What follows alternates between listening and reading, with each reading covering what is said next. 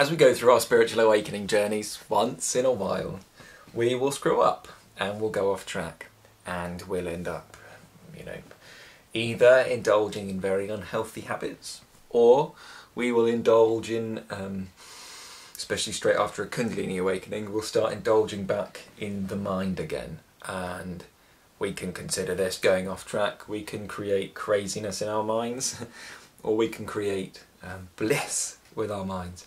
And if we're creating bliss with our minds, we usually consider ourselves on track. But is there really ever a time, even when it feels like we're going off track, is there really ever a time when we actually are? I'm going to dive into this today, so if you're interested in this, then by all means, watch this video.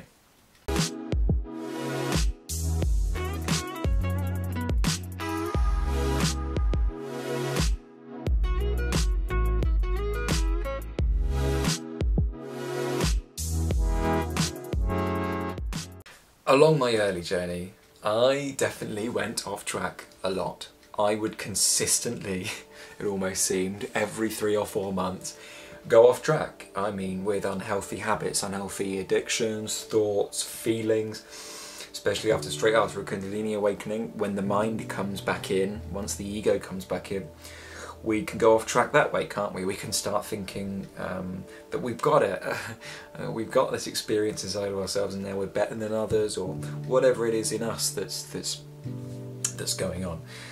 And my question is, really, because I'm playing into this as I have a couple of clients as well going through this currently, it's, do we ever really go off track? Interesting idea, isn't it?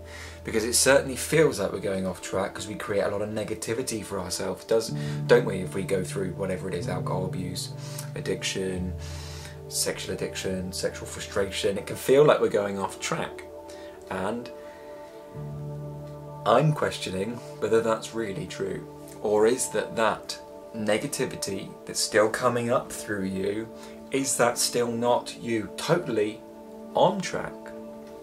Yes, it feels like we're going off track a bit, doesn't it? Like we've derailed. But it's in these moments when we really get to, so long as we're not blaming Mercury being in retrograde or whatever it is, we're blaming the Kundalini for the reasons why we're doing this. It's an opportunity for us to really see actually where we still have work to do. It's usually based upon willpower, isn't it? It's like, especially for me going through my journey, it's like, do we have enough willpower to be able to drop these things? And most of the time the answer is no. And that's fine.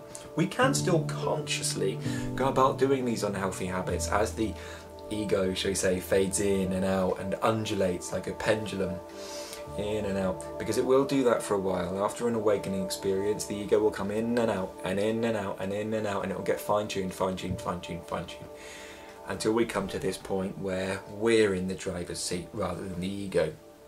And that's a fundamentally interesting switch. And I feel, for me, that is where my journey has led me to. But I got there through going off track. Now again, I don't know whether that really is us going off track, or whether that was fundamentally needed for us in our awakening journey so that we grew.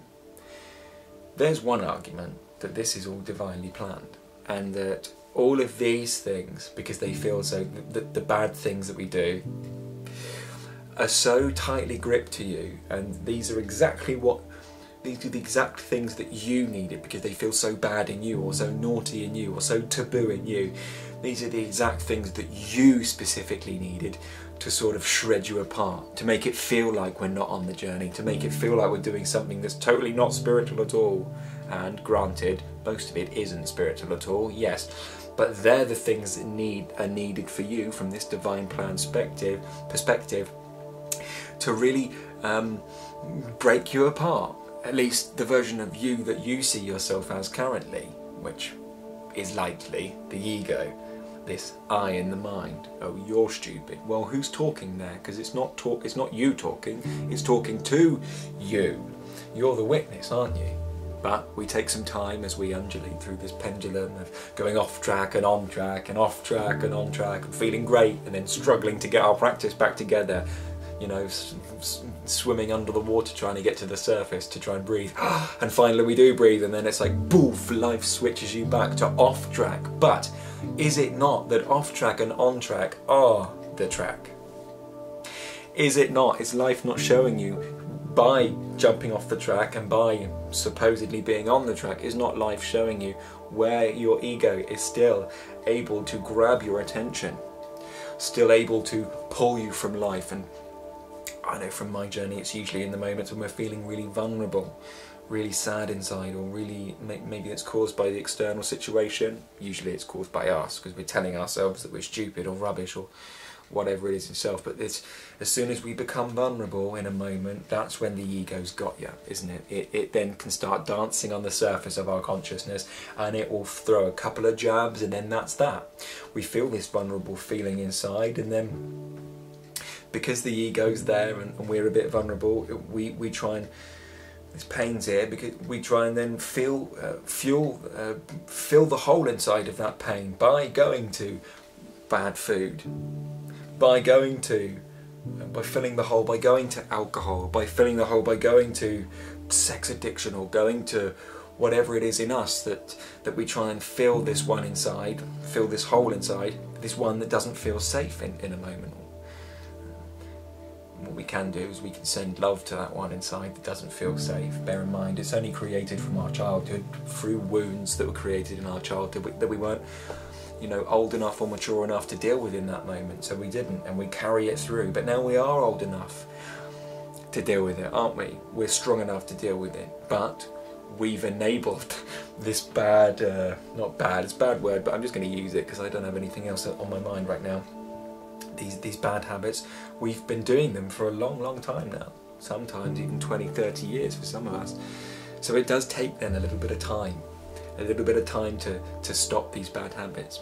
However, the off the track, on the track thing, this pendulum swinging from side to side as we become more centered and more balanced, is the thing that's bringing awareness to these darknesses, to these things where light isn't in us yet, so that we're aware of it, and so that we want to change, that we want to grow, because we know how good the other side of the pendulum feels when we're on the track. Both of them are on the track. But when our mind starts doubting the path, it feels like we're off the track, doesn't it? But we're just swinging delightfully and blissfully through our lives. Everything in this existence is here to help you grow. It's here to help you realise your inherent nature, the spirit inside the body, my body, the one, the my that says, this is my body. It's not you, is it? It's mine. You know, my body, not me. And everything in this existence is here to help you see that. And strangely, mad as it is, because I know that it works through me, there's intelligence in this swinging pendulum of doing negative things, doing positive things, feeling crap, feeling great, because if we can do that, it's like yin and yang, isn't it? Dark and light, this constant spinning circle.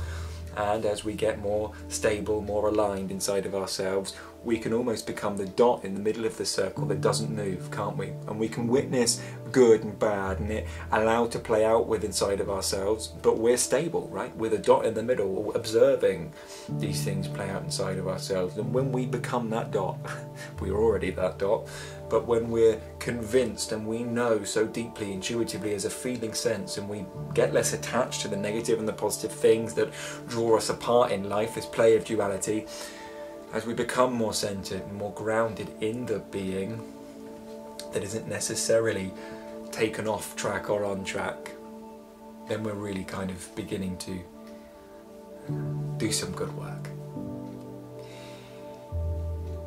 Let bad and let good play through you, and do what feels right. Thank you very much for watching. If you wish, down below there's a free guided meditation. It will stoke up a feeling of bliss. It will bring you into this awareness, this feeling state of your being, so that we can, when the bad is playing or when the good is playing, we can be grounded in this feeling. You know, negativity might happen, but at least we've got this feeling awareness to come back to in our consciousness if bad is playing out, or if we feel like we're off track and we want to get back on the track. notice that there's something in us that's watching the whole play of the pendulum, that isn't attached to this existence. Oh, can we speak like that on YouTube, or do I just sound like the crazy weirdo? Maybe to some, but those of you that know what I'm talking about, know what I'm talking about. Down below, there's a free group for people that are going through an awakening experience, that don't have anybody to talk to, that don't have anybody to relate to. There's a support structure down there for you. It's free. I'll never charge you for it. It will always be free. That's my promise to you. And of course, if you wish to sign up for one-on-one coaching, you're more than welcome to. I'm meeting some awesome people. We're growing together. It's great, and it's surprisingly affordable. There's an application form down below for a free 30-minute consultation with me. Totally free, no obligation to buy anything on the call, and it's free, but you have to apply. Okay, thank you very much for watching this video if you made it this far, and have a lovely evening.